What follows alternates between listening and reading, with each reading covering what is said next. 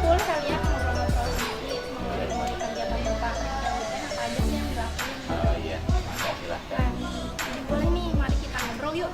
Iya, ya silahkan. Sudah berada di kediaman Bapak. Iya. Ya, jadi sekarang kita lanjut lagi untuk mengobrol Pak, berbincang-bincang dengan Bapak. Iya. Nah, apa sih nih sangkut paut Bapak dengan SMK BAM? Ya, sangkut pautnya Bapak sebagai kepala sekolah. Jadi di SMK BAM itu ada struktur yang namanya pemilik dan ada yang namanya pengelola. Kalau pemilik itu yayasan, kalau pengelola itu orang yang dipercaya oleh yayasan. Nah, pengelola ini ada 4 orang, ada Bapak, Pak Mulyawan, Pak Mulyanto, dan Pak Faisal.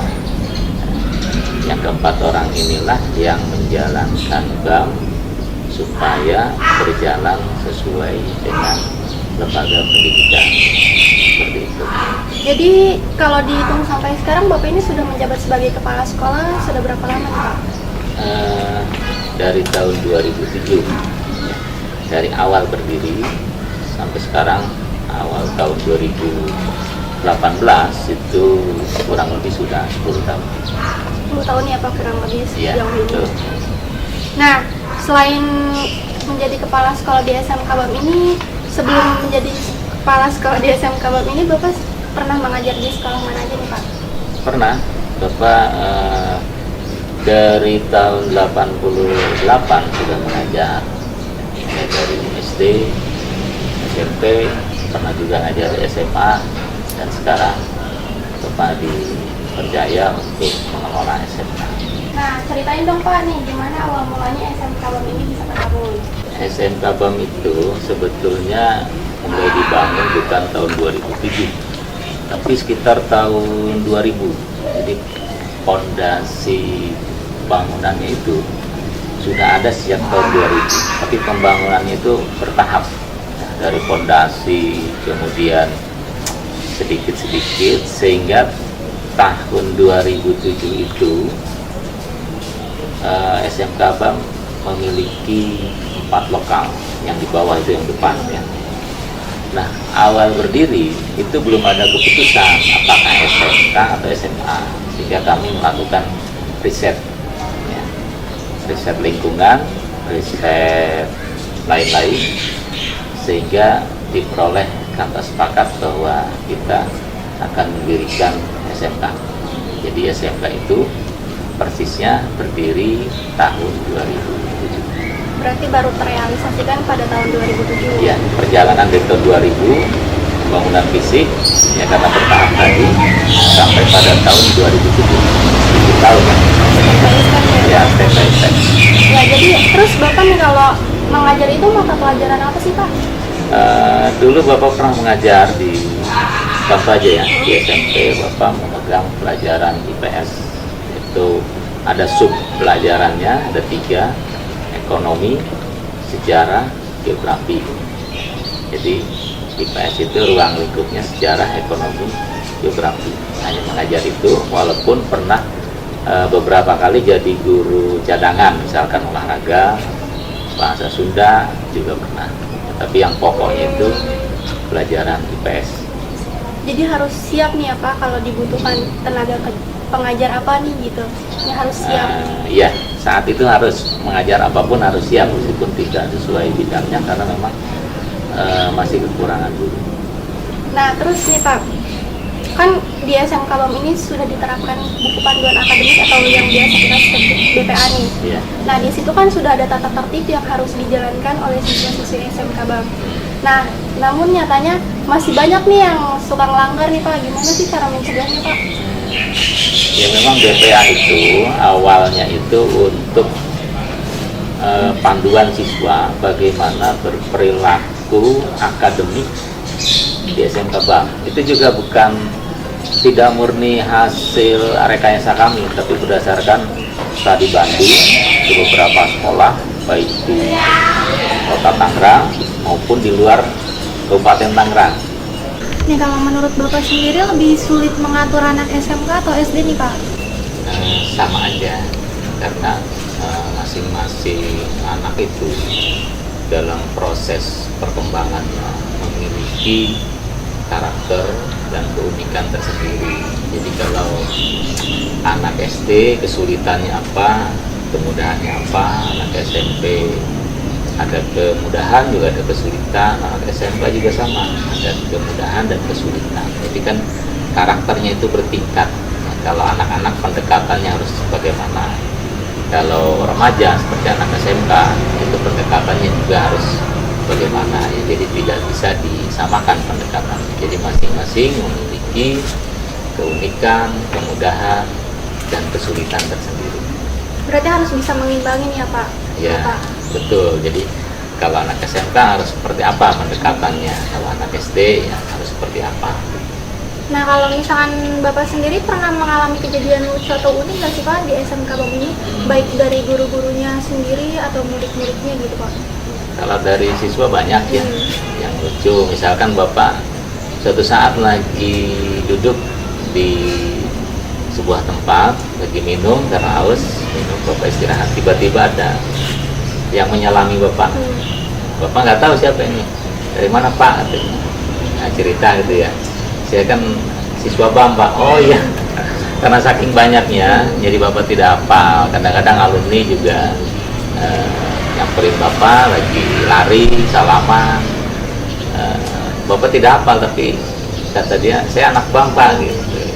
Ya, masih sering menyapa lah walaupun ini ya Pak. Ya, kalau dari gurunya mungkin misalkan aja ya kejadian-kejadian guru sedang mengajar atau Bapak datang, Bapak ngintip aja, dengerin atau gurunya ngelihat Bapak tersenyum, berarti kan itu lucu juga gitu. Bapak hanya mendengarkan saja, kadang-kadang seperti itu di beberapa kelas. Nah terus kalau misalkan impian untuk SMK BAM-nya nih Pak dari Bapak sendiri seperti apa nih Pak? Kalau impian sih idealis ya, SMK BAM itu nanti menjadi sebuah SMK yang kuat, yang besar, yang terkenal, yang diminati banyak orang, yang sesuai dengan standar pendidikan nasional. Pokoknya SMK yang solid dan lain sebagainya. Itu impian. Ini kalau dilihat-lihat juga nih Pak, kayaknya di depan rumah Bapak ini hijau-hijau semua. Kenapa supaya kecil yang bergreen gitu Pak? Ya karena halamannya sempit, kemudian sudah banyak polusi, ya jadi satu-satunya jalan adalah green. Sebetulnya tanamannya nggak terlalu mahal, ini murah-murah. Ini yang merah ini 5 ribuan. Jadi Bapak tanam sendiri, atur sendiri.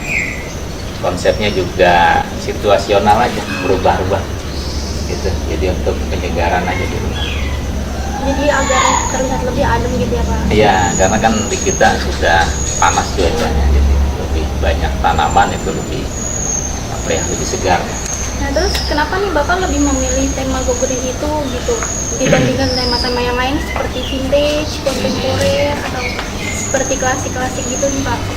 Ini yang agak mudah ya Bapak laksanakan ini. Implementasinya kan mudah ini, tinggal kalau bosan kan tinggal pindah-pindah dikit gitu aja. Jadi lebih simpel lah kalau Go Green. Nggak ribet ya Pak ya? Ya. Jadi belakang kolam juga Bapak bikin sendiri tanpa bantuan siapapun, sendiri. Mulai dari mengukur, gambar, sampai masang, semua sendiri, tidak ada yang bantu sama sekali. Jadi membuat konsep sendiri Ya, Pak? konsep sendiri, ini juga tanam sendiri. Kadang-kadang Bapak kalau lagi iseng bisa sampai jam 12 malam ngurus tanaman. Kalau lagi senang gitu. Ya. Tapi kalau lagi malas ya udah biarin aja. Nah terus kalau misalkan ini nih, selain tanaman hias, ini kan di sini banyak tanaman hias nih ya Pak. Bapak itu menanam tanaman apa lagi nih Pak? Kalau ini tanaman hias aja, memang ada beberapa tanaman obat.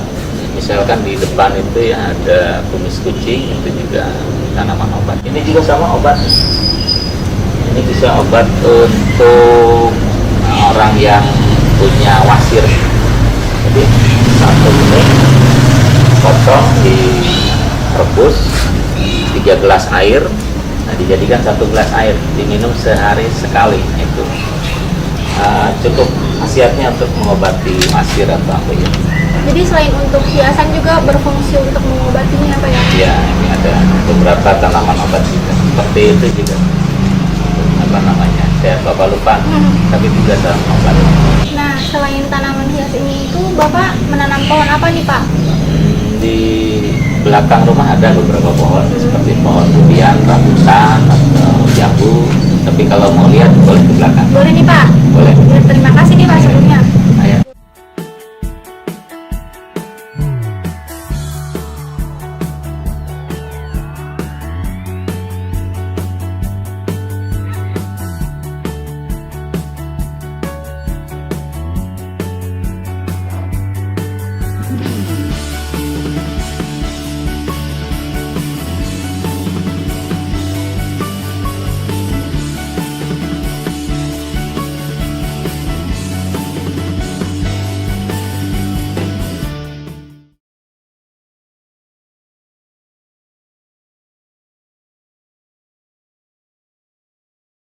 Oke guys, sekarang saya sudah berada di halaman belakang rumah Bapak Tabrani dan bisa dilihat sama kita di sini ada berbagai macam pohon. Nah, mari kita ngobrol-ngobrol lagi yuk sama Bapak Tabrani. Nah, pohonnya banyak banget ya Pak. Nah, sekarang Bapak bisa jelasin nggak nih pohon apa aja sih Pak yang ada di sini? Pohonnya banyak ini.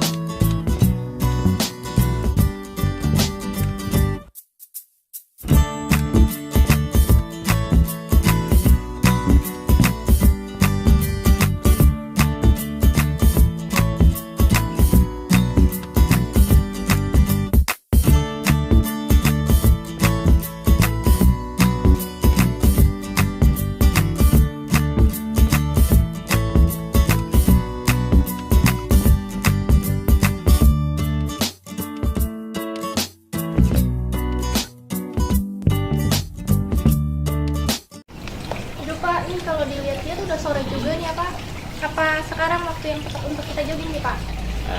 Boleh. Berarti kita mulai nih ya Pak ya joggingnya ya. Ya. Oke guys, sekarang waktunya kita untuk jogging, jadi ikutin kita terus ya. Kita mau apa sih Pak? Hobi aja untuk mengisi kekosongan waktu sambil berolahraga. Mau olahraga lain gitu selain jogging seperti bulu tangkis atau volley atau bersepeda gitu Pak? Ini yang paling murah, tanpa alat, tanpa modal yang ini gitu. Jadi cukup persiapannya langsung lari aja udah.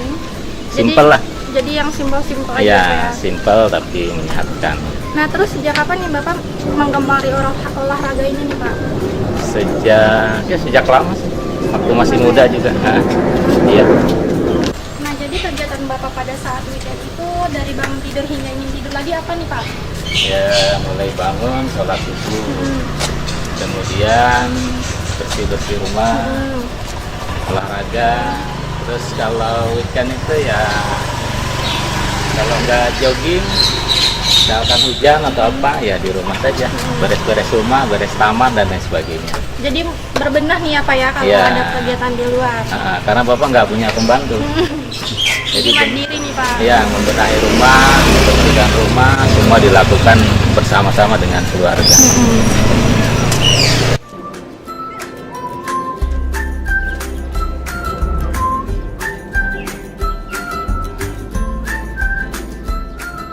Kita sebelumnya udah berbincang-bincang nih dengan Bapak Tabrani, sudah mengulik-ngulik juga kegiatan pada weekend Bapak Tabrani itu melakukan hal apa aja sih.